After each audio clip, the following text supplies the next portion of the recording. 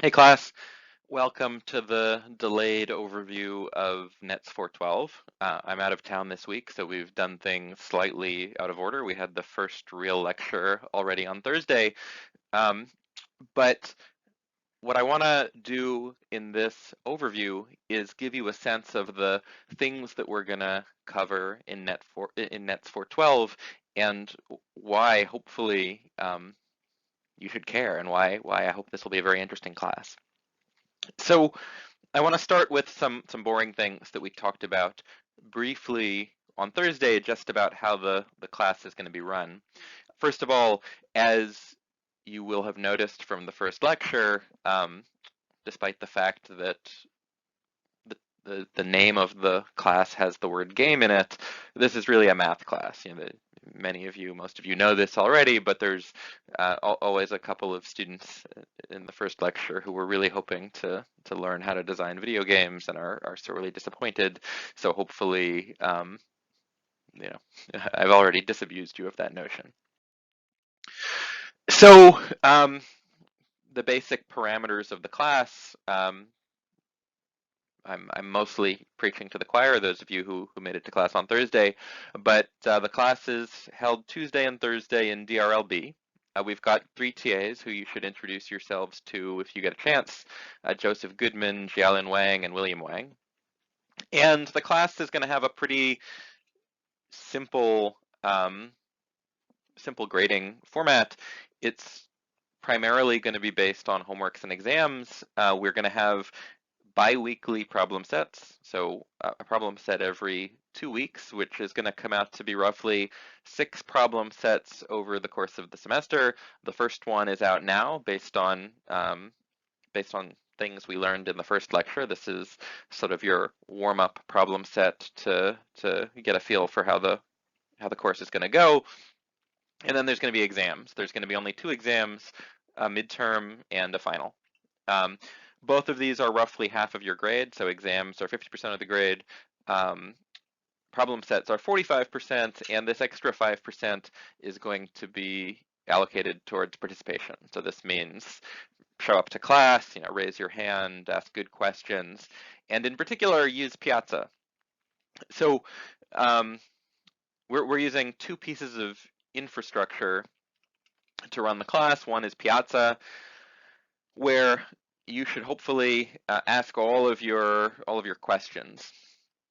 So all of the TAs and myself are going to hold office hours, so there will be plenty of opportunity to speak to us one-on-one and ask questions. But in general, if you have a question about the material or about class policy, it's likely that many other people have the same question. And so we want to encourage you to ask all of those questions publicly on Piazza so that everybody can get some use out of the answer. If you're, there are no dumb questions, but if you're embarrassed about your dumb question, you can, make posts anonymously, at least to your fellow classmates. We can see who you are. And part of your participation grade will be graded through your Piazza participation. So we want people to be actively engaged, not just asking questions, but answering questions.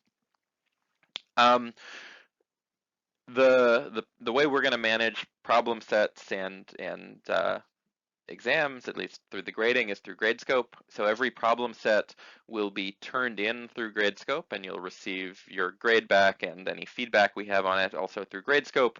The exams you'll take in person. You'll write on paper with pencils or pens, old-fashioned technology.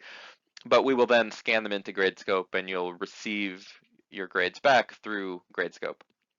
So if you look on the course website, there are links to sign up for both Gradescope and Piazza. You should all do that now.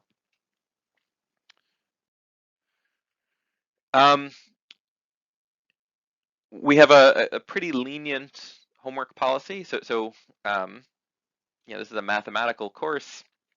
The homeworks are problem sets. They're proof-based typically, and in my experience, the best way to learn any kind of mathematical subject is through active collaboration. So you should feel free to work together on the problem sets with a couple of caveats. So first of all, list at the top of your assignment everybody that you worked with.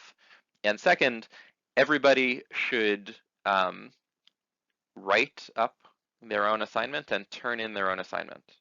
Okay, so collaboration here means that you can discuss problems and solutions with your classmates and, again, list everyone you've talked to, but you should not collaborate on the writing. Okay, so it should not be that um, any two people, even if they work together, should be turning in like verbatim the same proof. In fact, I would expect that even amongst people who work together, the details of their write-up would differ substantially because I want everyone to get practice, making mathematical arguments themselves and writing them down. Okay. Um, the late the late penalty the late policy is also pretty flexible. So on the one hand, there are no excuses. So I'm not going to make special consideration for anybody, but that's because the late policy already has quite a bit of flexibility. So you can turn the problem sets in late, and there's a small penalty for doing so. So in particular, we're going to remove 10% off of the maximum grade that you can achieve per day that's late. So if a problem set's due on Tuesday and you turn it in on Wednesday and you do perfectly on it, instead of getting 100% on the problem set, you'll get 90%. Okay, if you turn it in on Thursday, you'll get 80%. Okay, so on and so forth. This means, like in principle, you could turn in a problem set up to 9 days late and still get some credit for it. Okay, so on to the content of the class. Many of you will have taken algorithm design classes before, and there's a definite connection between algorithm design and what we're going to do in this class. Algorithmic game theory is going to very much be engaged with algorithms, but when we design a mechanism, which is going to be something we concern ourselves with for roughly half of the class, there's going to be a very important difference in what we're trying to do. So, taking a bird's eye view, algorithm design makes sense when you control all of the moving parts of a system. Okay, so if you think about, you know, um, some simple algorithm design task, like you want to design an algorithm that computes the shortest path, in a road network to get between point A and point B, and this might involve, RAM and computation. You need to use a CPU. It involves data that's written somewhere on a hard drive. Well, all of those aspects of the system, it might even be a networked set of computers, but so long as you control all of those aspects of a system, then you can just go about and solve an algorithm design problem. You can try to essentially choreograph all of the moving parts of the system to work together to achieve your goal as the algorithm designer. Okay, so think about an algorithm designer as having the job of someone putting together clockwork. You might be designing something complicated. It might be hard to think through the implications of all of the moving parts and how they will interact together, but there's nothing unknown. And there's nothing in principle that you can't arrange for if you can just think of how to do it. Okay, so algorithm design is how we get computers to do what we want when we control the whole system. But games are different, and mechanism design is about how to design the rules of a game to achieve the outcomes that we want. So many times in modern algorithm design, we actually are designing only some small piece of a much larger system. Okay, so if you think about, for example, designing the Facebook newsfeed, well, there's definitely an algorithm design component there. You know, you have to come up with a ranking algorithm to figure out what information to show to users. On the other hand, the users themselves play an important role in the system, and a role that feeds back into the newsfeed. Users will click on things that interest them, they will interact with other users, and this provides information that feeds back into the newsfeed algorithm, for example. The same thing comes up when you're designing a recommendation system. The same thing comes up when you're designing a dating app, or even just a GPS app that aspires not just to compute shortest paths in a graph when you want to figure out how to drive from point A to point B, but tries to take traffic into account, because the traffic, of course, um, is generated by the collective behavior of the other users of the app, the other drivers on this road network.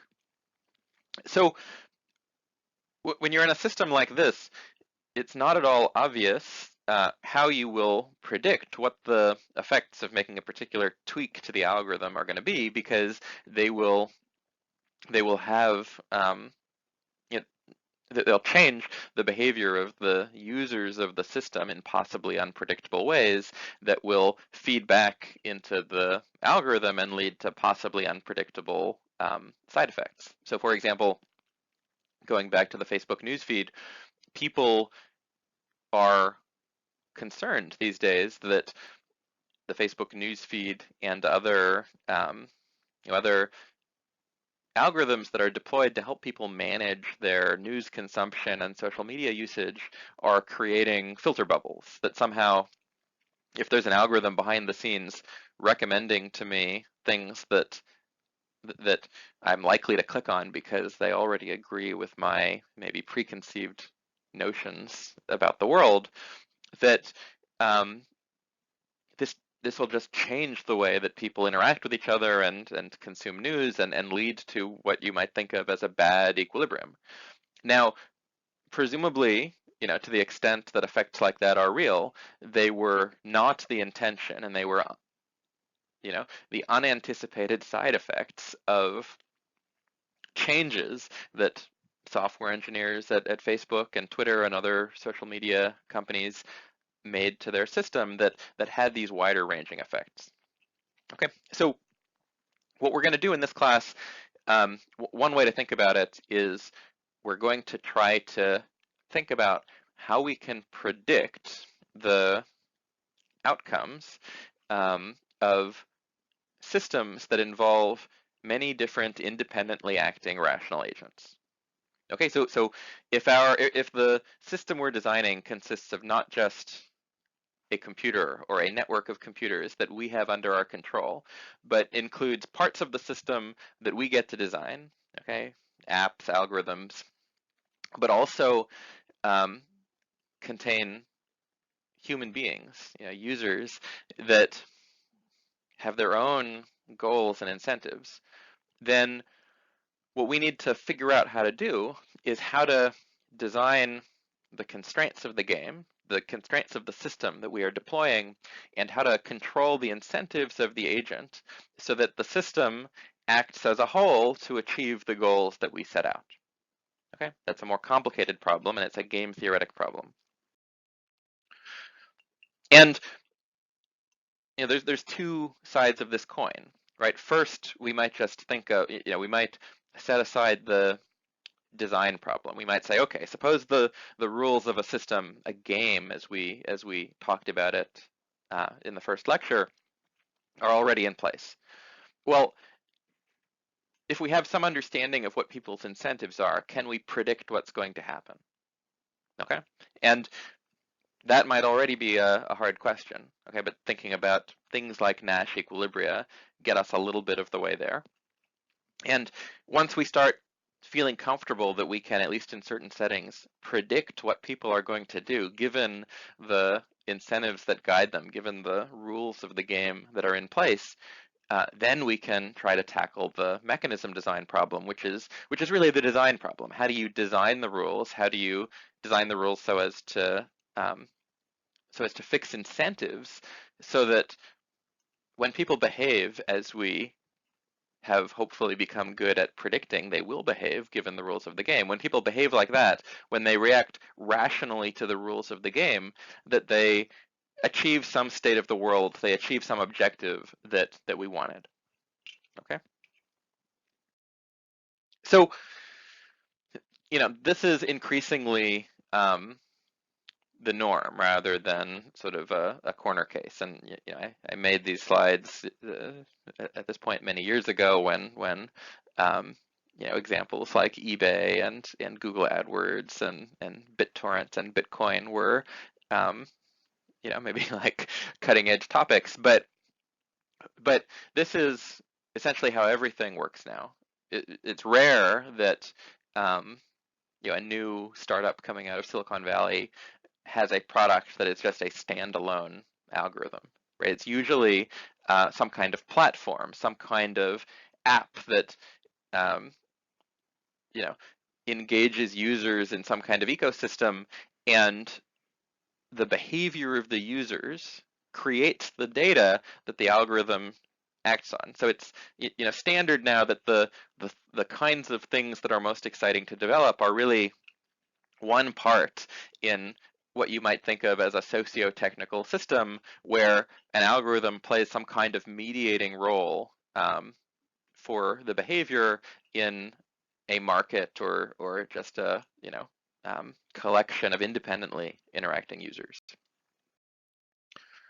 Okay, so let's talk about the basics of game theory at a high level. This is recapping a little bit of the technical material that we covered on Thursday, but let's just sort of remember it.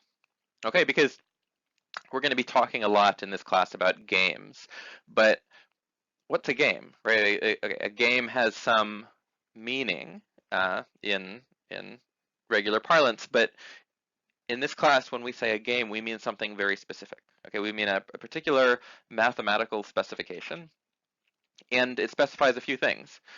It specifies, well, a set of players, right? Players is a little bit of a flippant term, but really what we mean is the set of rational actors, the set of people in the game who have their own interests, okay, and who can independently and unilaterally act. Okay, we have not just the set of players, but the set of actions. We need to be able to reason about, for each rational actor, for each individual in this interaction, what are the set of things they can do? When we say that each player can unilaterally act, what does it mean to act? Well, what it means is to choose a set of actions from some set that is specified when I tell you what the game is. And we also need to know what the agents want, what their incentives are. And the way that this is specified when we're formally writing down a game is by specifying a set of payoffs. Okay, the sort of abstract principle in game theory is that rational agents will always act so as to maximize their own payoffs. Okay, that's sort of without loss of generality. If I haven't told you what payoffs are, I could sort of, for whatever agent you have in mind, I can always sort of ex post define their payoffs to be the thing that they are implicitly acting so as to maximize. Or said another way, if I want to tell you what agents' incentives are, one way to do it is to say, okay, this agent wants to maximize their payoff, and for every state of the world, for every state of the game, which corresponds to a collection of actions that they and all of the other players in the game are playing, what are their payoffs?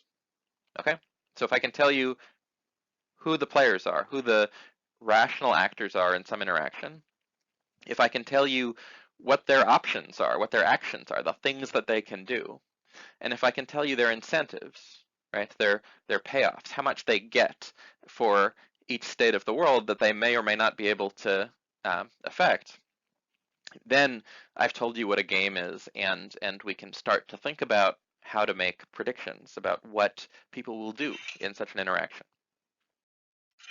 Okay, so let me, make this a little more concrete and talk about a game that you all will have um, hopefully played before. It's called Rock, Paper, Scissors. So Rock, Paper, Scissors is perhaps the simplest, almost the simplest game that you can write down in this framework. In this class, we will think about games that have, many, many players, thousands, millions of players. We want to model things like interactions on traffic in road networks. But a good way to start thinking about the basics is to think about the simplest case, games in which there are only two players. And in a game in which there's only two players, there's actually a pretty simple way to write down everything I need to tell you to specify the game. And it's usually written down in a 2x2 in a matrix like this, in which the actions of one player, often called the row player, correspond to the rows of the matrix. Here they're labeled as rock, paper, and scissors. And the actions of the column player correspond to the columns of the matrix. Again, in this case, labeled as rock, paper, and scissors. And okay, that's enough to tell you two of the three things we need to define a game, right? Who are the players, the row player and the column player? And what are their actions? Well, in this case, rock, paper, and scissors for each of them. The remaining thing I need to do to specify a game is to tell you what their payoffs are. And again, this is just transcribing the rules of rock, paper, scissors as you know them. Okay, so for any pair of actions that our players might pick, for example, the row player might pick rock and the column player might pick paper, we can find a corresponding table, a corresponding cell in this matrix, right? We look at the rock row and the paper column, okay, and we get this entry that says -1, -1. Let's see if I can write on the slide. -1, 1. Okay, this is the entry corresponding to the row player picking rock and the column player picking paper.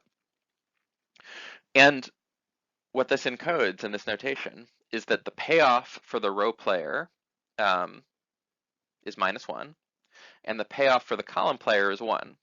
Okay, so typically in this notation, the payoff for the row player is written first, then there's a comma, and we have the payoff for the column player. Okay, and so players want to maximize their payoff, so -1 is bad, 1 is good, and what this is encoding is that if the row player plays rock and the column player plays paper, then the row player loses, right, because paper beats rock, and the column player wins.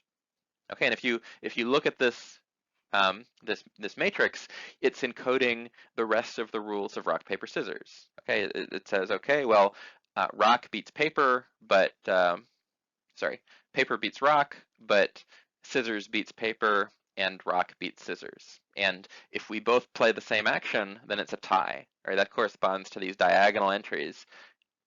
If we both play rock, if we both play paper, or if we both play scissors, that we get payoff that is 0 for both of us.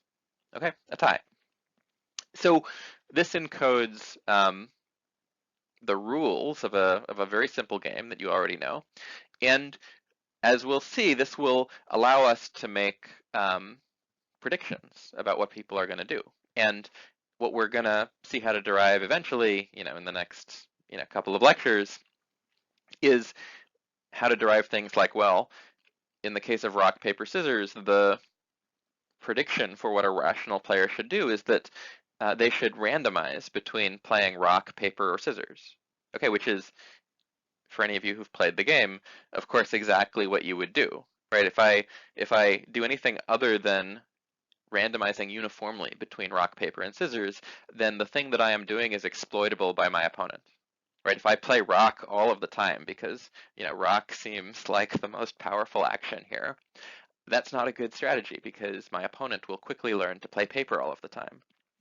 In fact, if I play rock any more than a third of the time, it's still exploitable. If I'm playing rock 2/3 of the time, um, it's a very good idea for my opponent to always play paper.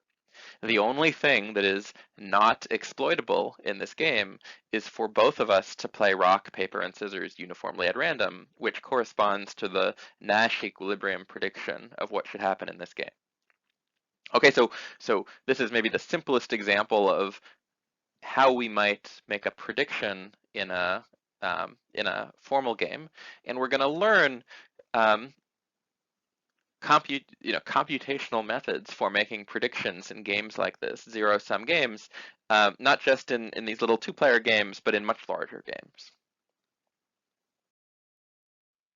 So, in general, we want to ask questions like, okay, what happens if everybody plays rationally? Okay, and in rock, paper, scissors, the prediction is that players are going to play uniformly at random. But ideally, we would like the predictions that we make to be somewhat robust. Okay, if we're talking about rock, paper, scissors, and maybe we've got, like a long anticipated matchup between the rock, paper, scissors champions of the world, then we can reasonably expect that they'll both be pretty good at the game. They'll both play rationally. But when we're talking about predicting, for example, how deploying a new GPS app is going to affect traffic on a road network, well, you know, of course, many people are rational in the sense that they're actively trying to avoid traffic. They're trying to get to their destinations as fast as possible. But some people are better at that than others. Some people won't be acting perfectly rationally, and we're going to want our predictions to be hopefully robust to some number of people at least not acting perfectly rationally. Of course, you know, if we don't make any assumptions about how people are going to interact in this game, then of course we can't make any predictions either. So we will typically stick to the assumptions that correspond to most people playing rationally. But ideally, we would like to be able to make predictions that are robust to some deviation from that idealized standard. Let me um, give you another example of equilibrium behavior, now in a slightly more complicated game. And this example is going to illustrate two things. So first of all, it will illustrate that rational behavior sometimes leads to outcomes that are suboptimal, and that when you start not just trying to predict the outcome of a fixed game, but you start trying to change the rules of the game to improve outcomes or to affect outcomes, that in the presence of rational behavior by users, you can get really counterintuitive outcomes, which is why this design problem is so hard. Okay, so let me describe to you a very simple toy instance of a traffic routing game that we will study in quite a bit more depth in the coming lectures. Okay, so suppose I've got look at this graph here, and let's imagine that it is some abstraction of a road network. I don't know how many of you drive around here, but perhaps you recognize this as a map of the road network of Greater Philadelphia. So imagine that we have 100 drivers who are all trying to start at town A and drive to town B. And they've got a couple of choices of the road they can take. Okay. In particular, there's two paths in this graph. They can take the top path, or they can take the bottom path. And there's two kinds of roads that are annotated here by a function, which I'll explain to you, which specifies how long it will take to drive on each of these road segments as a function of the number of other people who choose to drive on that road segment. So there are two roads here that are labeled by this function x over 100 hours. Think about these as very direct streets that are nevertheless, very narrow. Like maybe these are like the surface roads, and it turns out like there's a quick path to get from this starting vertex to this intermediate vertex, um, or at least a short path, but it's narrow, and in particular, it becomes congested very quickly. So it's very fast if you're the only person on it, right?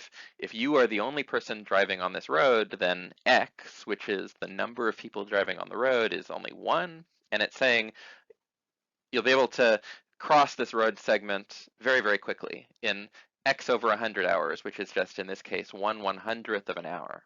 Okay, so if you're the only person on this road segment, then it'll take you just, almost an instant to get from town A to this intermediate point here. On the other hand, if 50 people are driving on this road segment, then it'll take half an hour. It'll take 50 over 100 hours. And if everybody is driving on this road segment, if all 100 drivers are driving on this road segment, then it'll take a full hour. Okay, so these two road segments that are labeled x over 100 hours have the potential to be very quick, but they are also highly sensitive to how many other drivers are driving on that road. Okay, now in this graph, there's also another kind of road. There's these two roads here that are labeled 1 hour. Okay, and think of these as large superhighways that are, have enough capacity not to get congested, so they're insensitive to traffic, but they're not direct at all. They go way out of the way. So it's going to take you an hour to get from this midpoint here to town B on this superhighway, even if you're the only person on it, right? Like you can like zoom along as the only person on this road, but because it goes way out of the way, it's going to take an hour. And it's still going to take an hour even if everybody's driving on the road. It's just got enough capacity. Okay, so these two kinds of road segments are different in kind. The first one, the surface road, has the potential to be fast, but is highly sensitive to traffic. The second type that always takes an hour is just indirect. It's always slow, but it has so much capacity that it's insensitive to traffic. Okay, so the drivers here are rational, meaning they each would like to minimize their own travel time. Okay, so we've got a game here because we've got players, okay, these 100 drivers. We've got actions. In this graph, they can take the top route or the bottom route. And they've got payoffs, or in this case, costs, which is their travel time, right? And once all of the players decide on their action, once all of the players decide exactly which path they're going to take, then we know for both the top and the bottom path what x is. So we know what the delay is on both paths. Okay, it's the sum of the delays on the first road in the path plus the second road in the path. So it'll be 1 hour plus x over 100 hours for whatever x is. And we know that drivers are going to want to choose the path that minimizes their cost, that minimizes their own travel time. Okay, so we can start to try to predict what the traffic on this network is going to be. Let's see if I can erase some of this mess. There we go. Okay, so the claim is that in equilibrium, half of the people will take the top path and half of the people will take the bottom path. Okay, we should expect to see that, in a stable state, roughly 50 people should travel along the top path and roughly 50 people should travel along the bottom path, even though they're all going from point A to point B. And why do we expect that? Well, when 50 people are traveling along the top path and 50 people are traveling along the bottom path, everybody is taking exactly an hour and a half to get to their destination, right? An hour because they're forced to drive along this sort of long superhighway that always takes an hour, and an extra half an hour because there's this surface road that 50 people are taking. So that takes an additional 50 over 100 hours, which is half an hour. Okay, so everyone's commute time is an hour and a half, and nobody has any incentive to switch to the other path because they wouldn't gain anything, right? If you go up, you get an hour and a half. If you go down, it takes you an hour and a half as well. But any other traffic pattern wouldn't have this stability property, right? If 60 people were going up and 40 people were going down, then the people who were going up would have an active incentive to switch. They'd be able to notice eventually, especially if they were guided by, Google Maps or Waze or something, that if they took a different route instead, they would actually have a smaller travel time, right? So when half of the traffic goes up and half of the traffic goes down, that is stable in the sense that nobody has the ability to, on their own, to unilaterally change their action in a way that would decrease their own commute time. And there's no other there's no other configuration of traffic that is stable in the same way, right? If it's 60-40 or even more unbalanced, then there are people who have strong incentive to do something different, and because they're rational, presumably eventually they'll figure out that they should do that. Okay, so that's sort of the basics of the basic premise of equilibrium prediction, that when certain configurations of an interaction, when certain outcomes are stable in this way in the face of rational attempts to improve one's own payoff, and other configurations are not stable in that they actively give somebody an incentive to change what they're doing, then we should expect to see the stable configurations, because once those arise, and we'll think quite a bit in this class about how we might get to those stable configurations in the first place, but at least once those arise, we expect them to stick around. We expect them to be persistent because nobody has incentive to change what they're doing. But these unstable configurations shouldn't be persistent because people have an active incentive to change what they're doing. Okay. So in this instance, there's what's called a unique Nash equilibrium. And again, this is just an overview. We'll talk in much more depth about Nash equilibria in general, and in particular in this family of traffic routing games. And we can make a good prediction about what the outcome is in terms of average commute time, okay? Because in this case, the unique Nash equilibrium involves everyone having a commute time of an hour and a half. And by the way, in this example, that's optimal, right? If you were to, instead of allowing people to make their own decisions, if you were instead to somehow mandate the route that everyone took, right? Maybe everyone's in like a self-driving car that has been federalized. The federal government can control for the greater good exactly where everyone's car drives, and the thing the government wants to do is to minimize travel time, then they could do no better than the equilibrium solution here. Right? If you think about it for a little bit, any unbalanced solution that for example, has 60 people going up and 40 people going down will only have a larger average travel time. Okay, so that's pretty good. Now, of course, road networks are built by people, and if our goal is to design road networks to minimize average travel time, then we might look at this and think, well, maybe we can make a capital investment to try to make things a little bit better. And it might be tempting to try to do the following thing, right? Like, if you look at this graph, if you look at this network, you notice that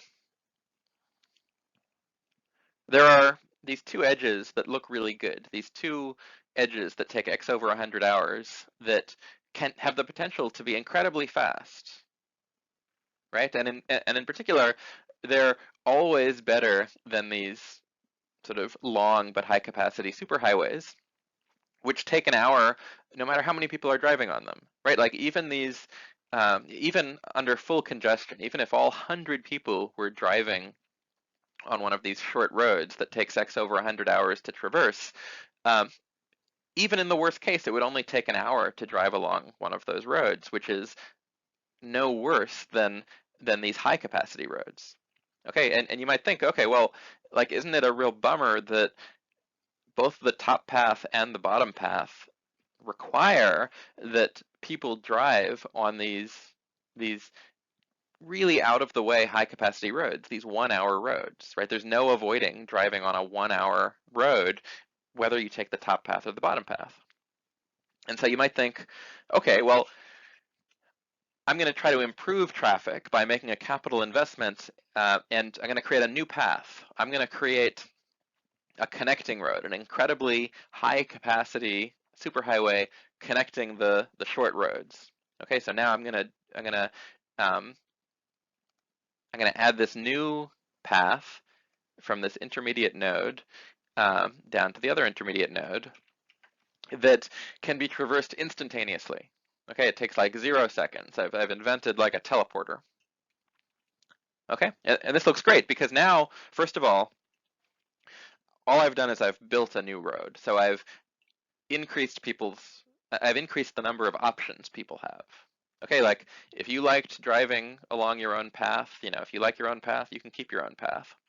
I'm only introducing new options, new choice, so that seems like it can only make things better. And indeed, like if we were in a standard algorithm design setting, where we had some um, all-powerful dictator who could just tell every car exactly where to go with the goal of minimizing travel time, then adding new roads, adding new options could never make anything worse, sort of by definition. Okay, so I've built this new road. And this new path potentially looks great, right? Because now it lets people take both of the short roads, right? Before, even if you were the only person on the road, even if this was only a one-player game, right? The shortest path you could get, the shortest travel time you could have between town A and town B was 1.01 hours, right? The short road would be real quick. It would only take, 0.01 hours, but you'd still have to drive on this, long, this long superhighway. But now, if you are the only person on the road, your travel time between A and B is super fast, right? It'll only take 0.02 hours because you can drive along the first short road, which only takes you 1 in 100 hours, 0.01 hours, and then you can go directly to the next short road, which again only takes you 0.01 hours. So viewed in isolation, this new improvement to the road network seems great. But we should hold off on celebrating and ask the question once again, well, what is the equilibrium traffic going to look like in this new road network, right? Because we don't get to tell every car how to drive so as to minimize average travel time. Instead, everyone decides for themselves to minimize selfishly their own travel time. Okay? And in this case, it's again not too hard to see what everyone should do, right? Suppose you're leaving town A. Now you have a choice. Should you go up or down? Well, if you go down, it'll definitely take you an hour to get to this intermediate node. But if you go up, it will take you at most an hour. It'll take you an hour if everybody decides to go up, but maybe it would be better. Okay, if fewer people decide to go up, then it'll be faster and it'll never be slower. And it also won't limit your option value because if you go up, you now have a choice about where to go next. You can go straight along the 1 hour superhighway, or you can go down and take the short road, which is the only thing you could have done if you were to have started by going down. So you should definitely start by going up. So everyone will make the decision to go up, okay? Because it dominates the decision to go down. And then you get to this intermediate node here, and you face another choice. Right? You could take the long meandering superhighway to town B. That would take you an hour. But you could also teleport down here and take the short road to town B, and that will never be worse, right? Because in the worst case, when everyone makes the same decision, it'll be identical. It'll also take you an hour, but you know, hey, you might get lucky, and it could be better. It could take you less time. Okay, so everybody will make the decision to take this zigzag route now. They'll go up, they'll they'll go up along the short path, they'll teleport down, and they'll finish their journey along the short path as well. But when they do that, and this is an equilibrium, right? Like, because what we argued is that the short path is always the best path you can take, no matter what everyone else is doing. Okay, so if everyone is taking this zigzag path, we're at one of these stable configurations where nobody can unilaterally improve their commute time. All right, but what's their commute time now? Their commute time is now worse than it was before. It's 2 hours instead of an hour and a half, right? Because since everybody decided to go up, the time it takes to traverse this first local road is 1 hour. It's 100 over 100 hours. Okay, and because everyone then decided to teleport to the second local road, the time it takes to traverse that is also 1 hour, 100 over 100 hours. And so everyone's commute time is now 2 hours.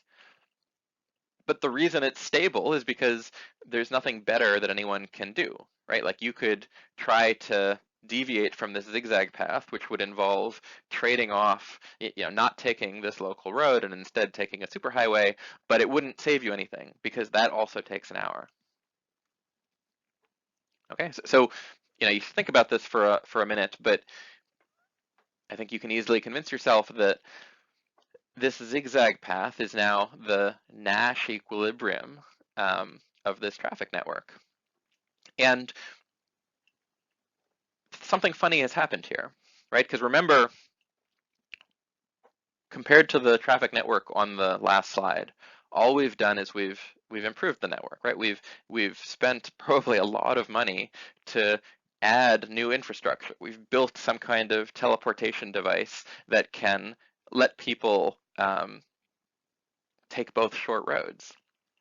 This is something that couldn't possibly harm, right? Increasing the set of possibilities, which is what we've done. We've only increased the action set of each player. Couldn't possibly make worse the purely algorithmic optimization problem of figuring out how to route traffic so as to minimize average travel time. But it can make worse average travel time in equilibrium, right? This is the counterintuitive thing that is called Braze Paradox, right? What we've done is we've added infrastructure, and by doing so, we've made things worse for everybody in equilibrium. Given that people are playing rationally, they would have preferred that we not add this infrastructure. There's another way to say this, right? So adding a fast road to a road network is not always a good idea. This is called Braze Paradox. Another way to say this, by the way, is that suppose we started with the road network on the right here. Suppose we started with that, right? And so that's what we were given, and the equilibrium travel time, the equilibrium average travel time was 2 hours from the start. And we can also go backwards, right? In this case, what seems like only a bad idea, destroying infrastructure, like plowing over a road, limiting people's options, can actually make things better, substantially better. Okay, right? In the right-hand side,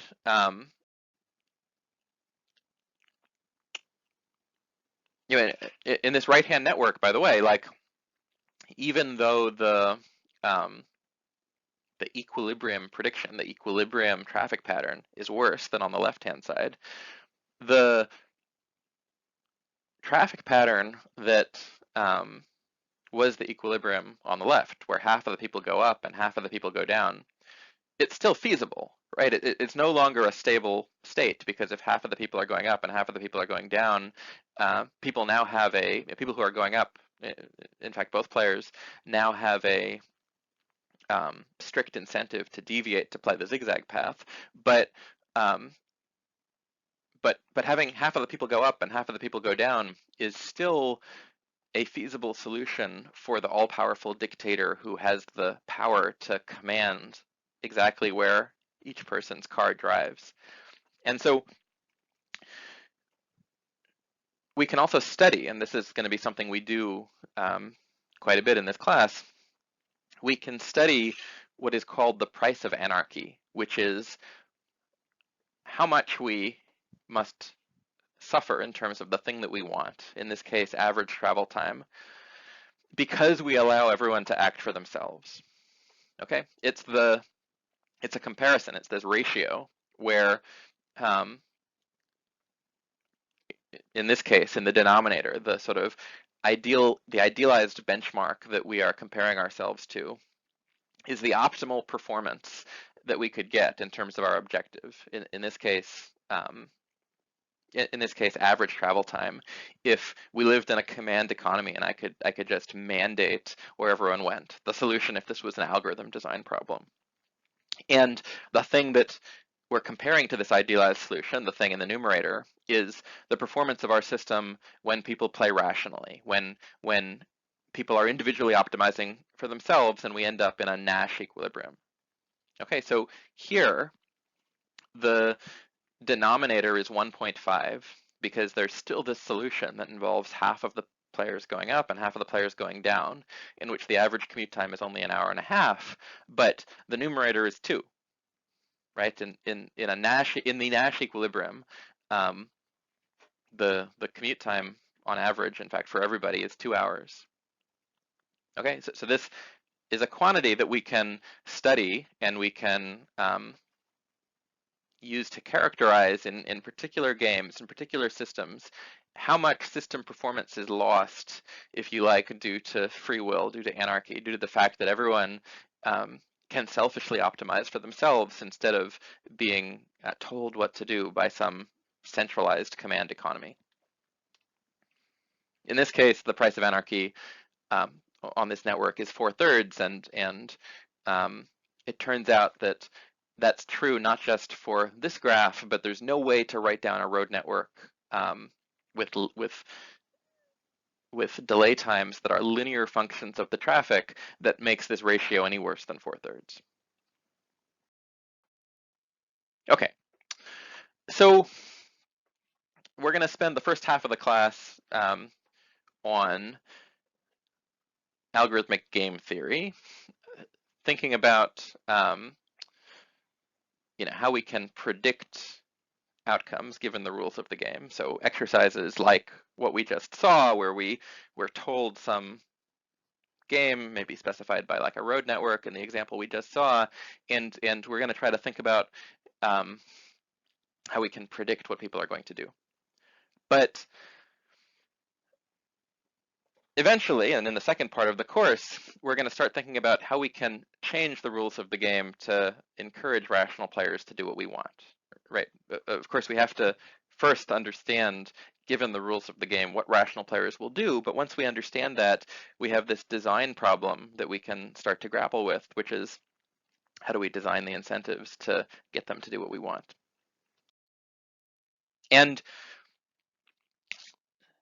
this isn't just a game theory class, this is an algorithmic game theory class. So central to many of our investigations are going to be questions of computation, okay, and questions of algorithm design. So it's not going to be enough for us to say that, well, there is some Nash equilibrium solution, there is some stable state in principle.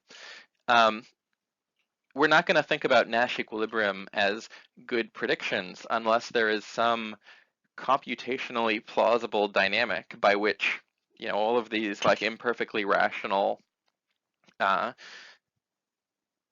individually optimizing players might end up at that Nash equilibrium. Right? This is going to be one of the main distinctions between algorithmic game theory and game theory as you might have experienced it in the economics department. So we're not going to be satisfied just with existential results. We're going to want our predictions to be computationally plausible, right? That's sort of a basic sort of axiom of our worldview, that in order for a prediction to be plausible, it should not be just that it is a stable state of the world if you're somehow able to reach it, right? All a Nash equilibrium specifies is that a state of the world, if you manage to reach it, is stable. But we're going to sort of take as axiomatic in our computational worldview that a prediction isn't really plausible. It's not computationally plausible unless computationally bounded agents following some kind of natural dynamic might actually reach that state, right? If it turns out that, it would take all of the supercomputers in the world until the end of the universe to compute a Nash equilibrium in some complicated game, then certainly, like, we shouldn't expect that decentralized markets of individuals, acting semi-rationally should arrive at one. And similarly, when we get to the mechanism design part of the class and we actually start doing things like designing auctions, for example, to obtain outcomes that we want, we're going to take computational complexity to be a real binding constraint, that we shouldn't be able to specify auctions in the abstract that would take, again, sort of unbounded amounts of computational power to actually execute, which is a real problem for some of the classical auction designs in the economic literature. We're going to think about mechanism design subject to the constraints of computational complexity, and we're going to think about what we can do with algorithms that actually run efficiently.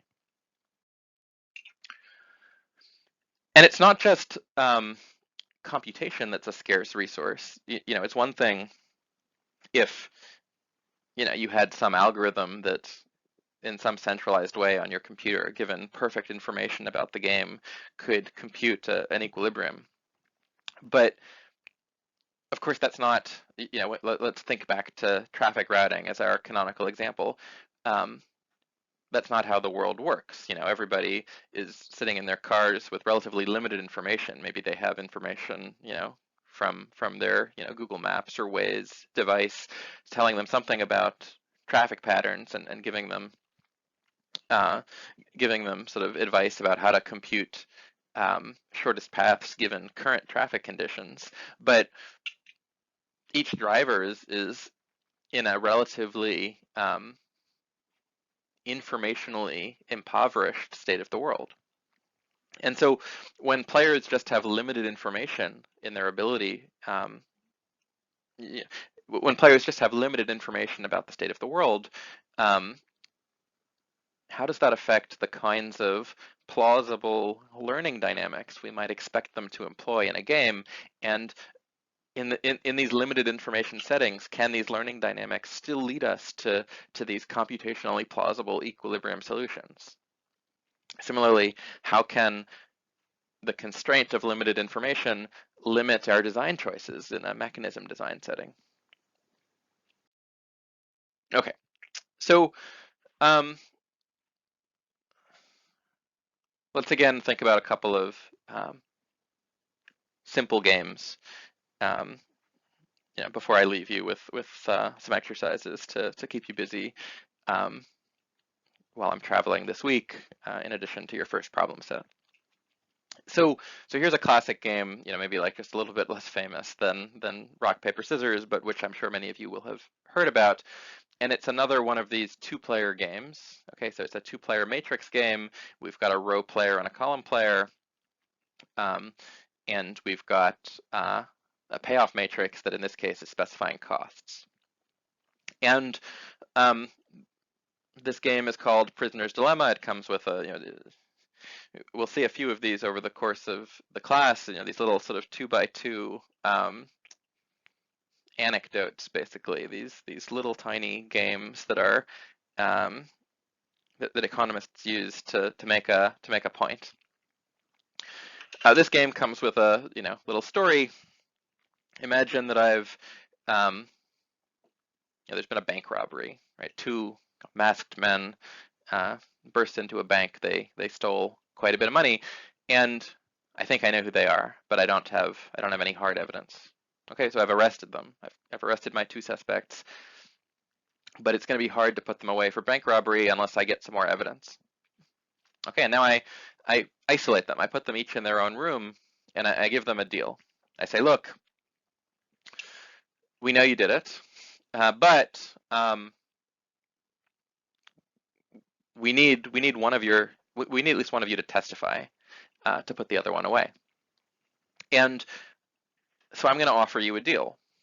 Okay, if you testify um, against your partner, then you will get a more lenient sentence, time off for your cooperation. Okay, I tell the other guy exactly the same thing.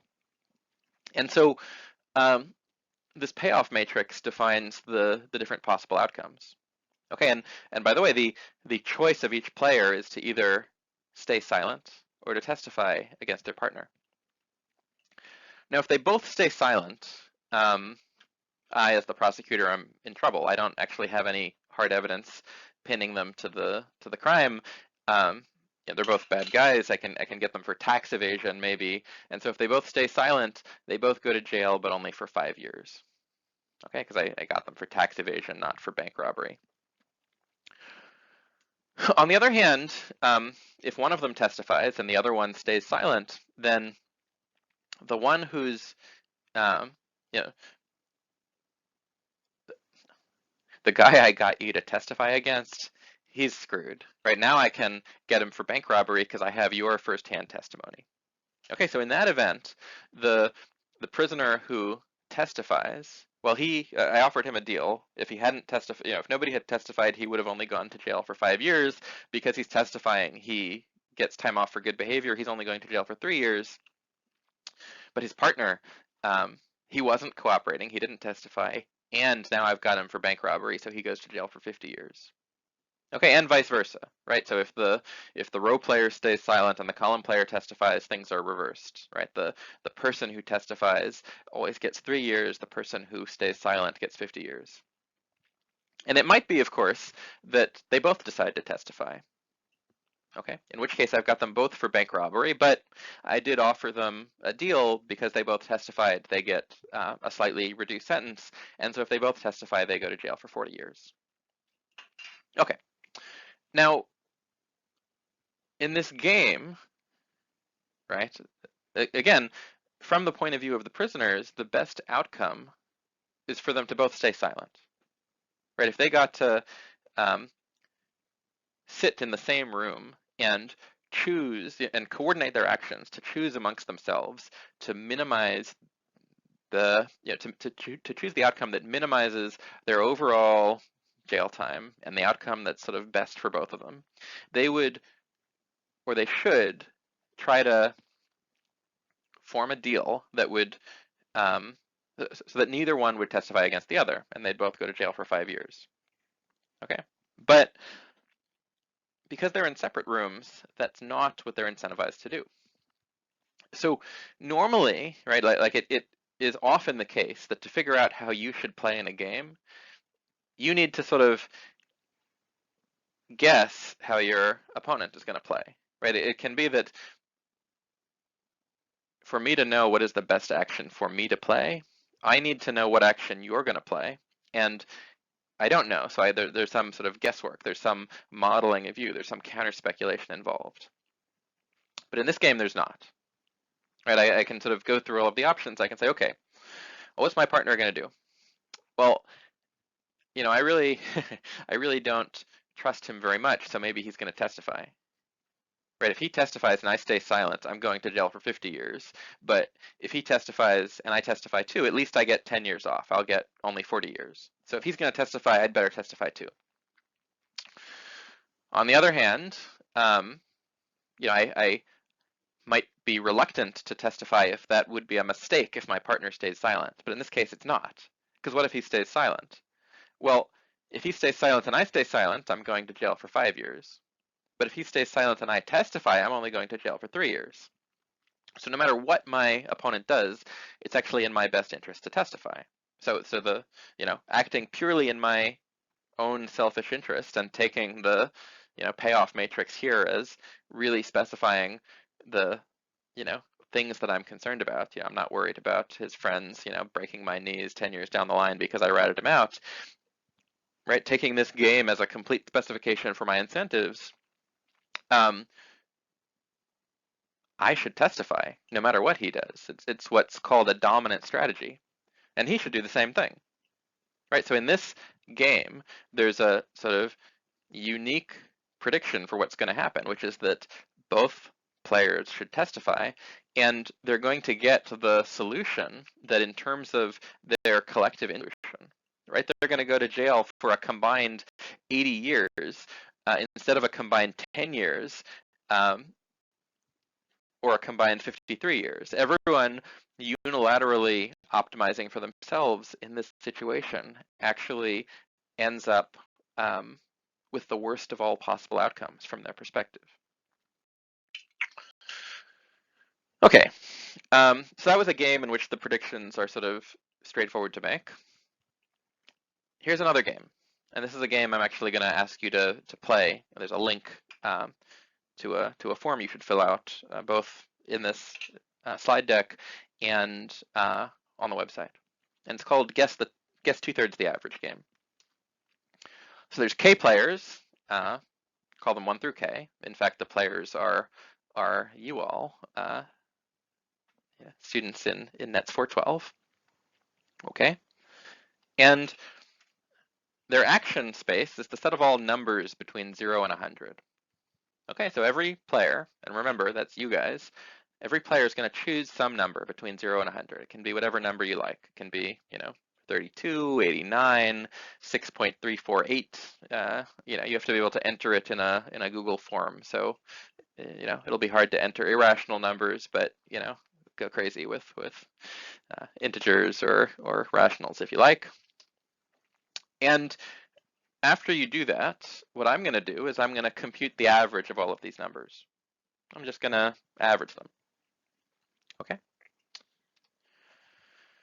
And then I'm going to find the action, the submitted number, that is closest not to the average, but to 2/3 of the average. Okay, so I'm going to compute the average. Then I'm going to compute 2/3 of that average, and I'll find the submitted number that's closest to that 2/3. Okay, and the player who submitted the number that's closest to 2/3 the average, that's the winner. Okay, actually it says on these slides that the player is going to win $1, but there's been inflation since the first time I taught this class. If it is you, dear student, who wins this game, you will win not just $1 but $5 to be delivered to you the next time we meet. Okay, but the other players win nothing. Okay, so over this week while I'm traveling, I want you to think about this game. Okay, I want you to think about how one should play in the game. You now have sort of the tools to derive, at least in the abstract, what the sort of unique equilibrium solution to this game should be if everyone's playing rationally. But I want you to also think about how your classmates will play, because they might not all be rational, right? You, of course, are an exemplar student and are able to calculate the unique Nash equilibrium of this game. But, well, is everyone else in the class as smart as you? And even if they are, maybe how smart do they think you are? Okay, so think about it. Don't just, don't just pick a number without thinking. Okay. And when you've thought about it, submit your guess. I've created a Google form. The link is here, but you can also find it on the website in a more clickable form. You'll need to log on to your C's Google account, because this is going to keep track of who submits what so I can deliver the prize. And next time I see you, which is Tuesday, January 28th, the winner is going to get $5. Okay. One more thing I want you to think about before next class and discuss on Piazza before we call it a day. So this is a puzzle that I learned in college and really liked it, and helps you start to get in the right mindset of thinking about counter speculation. What what do I know that I know that you know? Okay. So here's the story. There's an isolated island in the Caribbean. There's 100 logicians living on this island, right? You know, I don't know how they got there, but there's 100 logicians, and they've been there for a long time. In fact, they've been there for so long that they don't really remember much about the outside world, and they've developed an extremely unusual culture. In particular, this culture has two notable facets. Okay, if any islander can rationally deduce that he has blue eyes, then for reasons that are sort of lost to history, uh, his culture mandates that he must, at midnight, without uh, showing himself to anyone else, kill himself on the beach. Okay, he'll be discovered at daybreak. Okay, and of course, because of this uh, requirement of the island culture, it's also a faux pas to tell anyone that they've got blue eyes, right? If you told someone they had blue eyes, it would really ruin their lives. And so if you discover that you have blue eyes, you have to kill yourself, but nobody's going to tell you that you have blue eyes, and you're not going to tell anybody else that they've got blue eyes. Okay. Another quirk of this island is that everybody has blue eyes. So remember, you can see everyone else's eyes. Okay, so you know that 99 people on this island have blue eyes, but you can't see your own eyes. There's no mirrors on this island. The water is murky. There's no reflections. And so um, you live in a world in which it is logically possible that you do not have blue eyes. Right? It might be that on this island there's 99 blue-eyed people and you. Right? You know there's 99 blue-eyed people because you can see them. Everyone else has blue eyes. You don't know your own eye color, and nobody's ever told you your own eye color. Okay, um, so they've lived in harmony for a long time. They all have blue eyes, but nobody's been able to prove to themselves conclusively that they have blue eyes, and so there's been no suicides. This rule number one's never been invoked. Okay, so one day an explorer shows up and he makes a terrible faux pas. Right, he doesn't know the culture of the island, and so he greets them with what in his culture is the traditional greeting. He looks at them and of course, he sees 100 blue-eyed islanders, but what he tells them is at least one of you has blue eyes. Okay, so this is a faux pas. It's a breach in the manners of this island culture, and so they quickly get rid of the explorer. But perhaps the damage has been done, or has it? Right. So the islanders have now heard in public that at least one of them has blue eyes. So they know that someone has blue eyes, and they know that everyone else knows that there's at least one person with blue eyes.